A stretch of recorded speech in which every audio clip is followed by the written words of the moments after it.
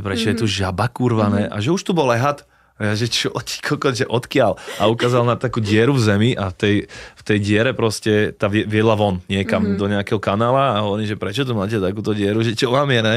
Že však odtiaľ môže vyliesť, ty kokot, aj medvedík čistotný, ne? Že šváb, ty kokot.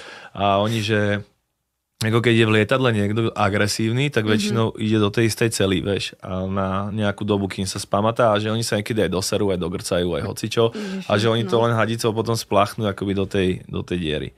A že cez tú dieru proste vyleze tým pádom hocičo a to sítko na nej proti týmto tvorom není preto, lebo keby sprchovali ten bordel donútra, tak to predsedí akurát tú mrkvu a vieš z tých tyčiek, takže vlastne tá diera bola otvorená, ale u nich je to kultúra, vieš, tam aj normálni ľudia žijú v chatrčách, ktoré majú otvorené dvere non-stop, tým, že tam není zima, tak oni ako neriešia úplne zateplenie a tieto veci, takže oni sú zvyknutí na to, že sa zobudí ráno s pavúkom na lici, vieš, a nič mu to nerobí, takže oni na mňa kúkali jak na kokota, že čo, akože si idem. A som sa chcel osprchovať a mi hovorí, sprchu nemáme.